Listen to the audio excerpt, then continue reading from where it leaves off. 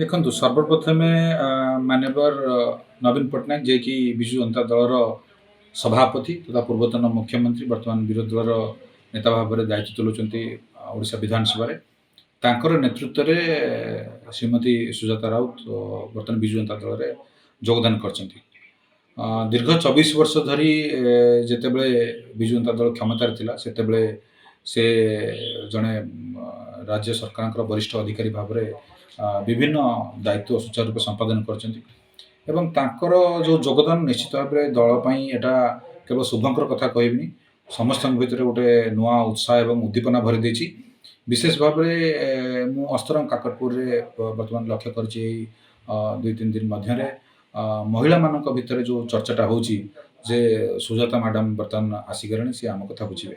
ରାଜ୍ୟ ସରକାର ବର୍ତ୍ତମାନ ଯେଉଁ 2 ବର୍ଷ ଭିତରେ ଯେଉଁ କାର୍ଯ୍ୟକ୍ରମ ହାତକୁ ନେଇଛନ୍ତି, ସୁଭଦ୍ରା ଯୋଜନାକୁ ସେ ଲୋକମାନଙ୍କ ପାଖରେ ପହଞ୍ଚେଇ, ମାଆମାନଙ୍କ ପାଖରେ ପହଞ୍ଚେଇ ଲକ୍ଷପତି ସୃଷ୍ଟି କରିଛନ୍ତି ବୋଲି ଯଦିଓ ରାଜ୍ୟ ସରକାର ଡିଣ୍ଡିମ ପିଟୁଛନ୍ତି, ତଥାପି ପ୍ରକୃତ ଯେଉଁ କାର୍ଯ୍ୟାନ୍ୱୟନ ହେବା କଥା, ଆଗରୁ ଯେଉଁ ମହିଳା ଗ୍ରୁପ୍ ଗୁଡ଼ିକ ଯେଉଁମାନେ ଲୋନ୍ ପାଉଥିଲେ ଏବଂ ମହିଳା ସଶକ୍ତିକରଣର ଯେଉଁ କାର୍ଯ୍ୟକ୍ରମ ଚାଲିଥିଲା, ସେ କାର୍ଯ୍ୟକ୍ରମ ଦୀର୍ଘ 2 ବର୍ଷ ଧରି ଠପ୍ ହୋଇ ପଡ଼ିଛି। ସିଆର୍ପି ଏମ୍ବି ଗ୍ରୁପ୍ ଆରମ୍ଭ କରିକି ଏସ୍ଏଚ୍ଜି ଗ୍ରୁପ୍ର ଯେଉଁମାନେ ସମ୍ପାଦିକା, ସଭାନେତ୍ରୀ ଏବଂ କ୍ଲଷ୍ଟର ଲେଭେଲରେ ସମସ୍ତେ ବର୍ତ୍ତମାନ ବିମୁଖ ହୋଇଛନ୍ତି। ଆଉ ରାଜ୍ୟରେ ବିଜୁ ଜନତା ଦଳ କଥା ଯଦି କହିବି, ସମସ୍ତ ନେତୃତ୍ୱ ଏଥିରେ ଉତ୍ସାହିତ। ମାନ୍ୟବର ନବୀନ ପଟ୍ଟନାୟକ ଯେଉଁ କଥା ସେଦିନ କହିଛନ୍ତି, ସମସ୍ତ ପ୍ରିଣ୍ଟ ଇଲେକ୍ଟ୍ରୋନିକ୍ସ ମିଡ଼ିଆକୁ ଏବଂ ରାଜ୍ୟର ସମସ୍ତ ବରିଷ୍ଠ ନେତୃତ୍ୱମାନେ ମଧ୍ୟ ସେଠି ଥିଲେ ଯେ ସୁଜାତା ମ୍ୟାଡ଼ାମ୍ ବର୍ତ୍ତମାନ କାର୍ଯ୍ୟ କରିବେ ଜଣେ ସାଧାରଣ କର୍ମୀ ହିସାବରେ, ଆଗେ ଦଳ ଭିତରେ ଆକ୍ଲିମେଟାଇଜ୍ କରିବେ, ତାପରେ ନିଶ୍ଚିତ ଭାବରେ ମୁଁ ଆଶା କରୁଛି ତାଙ୍କୁ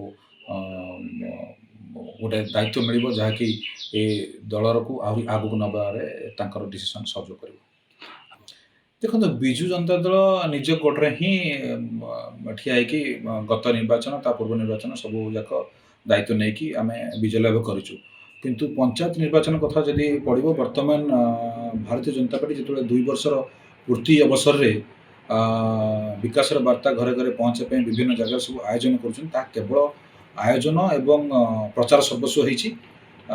ମାତ୍ର 5-6 ଦିନ ତଳେ ଆପଣ ଦେଖିଥିବେ ମାନ୍ୟବର ଆଇନ ମନ୍ତ୍ରୀଙ୍କ ନେତୃତ୍ୱରେ ପୁରୀରେ ରଥଯାତ୍ରା କୋର୍ଡିନେସନର ଯେଉଁ ସେକେଣ୍ଡ ମିଟିଂ ହେଲା, ସେଠି ସେ ସମସ୍ତଙ୍କୁ ଆଶ୍ୱାସନା ଦେଲେ ଯେ ଏଠି ଆଇନ ଶୃଙ୍ଖଳା ବ୍ୟବସ୍ଥାଠୁ ଆରମ୍ଭ କରି ସମସ୍ତ ଜିନିଷ ସୁଚାରୁ ରୂପେ ସମ୍ପାଦନ କରାଯିବ ଏବଂ ସ୍ନାନ ପୂର୍ଣ୍ଣିମାଠୁ ଆରମ୍ଭ କରି ରଥଯାତ୍ରା ପର୍ଯ୍ୟନ୍ତ ସମସ୍ତ କାର୍ଯ୍ୟ ଦାୟିତ୍ୱ ରୂପେ କରିବେ। ପୁଲିସ ପ୍ରଶାସନଠୁ ଆରମ୍ଭ କରି ସମସ୍ତଙ୍କର ସହଯୋଗିତାରେ ହେବ। ମାତ୍ର 2 ଦିନ ଯାଇନି ପୁରୀରେ ଜଣେ ହୋଟେଲିୟରଙ୍କର ହତ୍ୟା ହେଇଛି ଏବଂ ବର୍ତ୍ତମାନ ମାନେ ଶ୍ରୀ ଜଗନ୍ନାଥଙ୍କର ପୀଠ ଆମେ କୂଳ ପୁରୀ କହୁନୁ, ଆଗାମୀ ଦିନରେ ରଥଯାତ୍ରା ହେବ ଏବଂ ସାରା ଭାରତବର୍ଷ ଏବଂ ଭାରତବର୍ଷ ବାହାରୁ ଯେଉଁ ପର୍ଯ୍ୟଟକମାନେ ଆସୁଛନ୍ତି ଏଠି ପୁରୀ ଜଗନ୍ନାଥଙ୍କ ଦର୍ଶନ ପାଇଁ ଏବଂ ବେଳାଭୂମି ପରିଦର୍ଶନ ପାଇଁ, ସମସ୍ତଙ୍କ ପାଇଁ ବର୍ତ୍ତମାନ ଗୋଟେ ଭୟର ବାତାବରଣ ପୁରୀରେ ସୃଷ୍ଟି ହେଇଛି।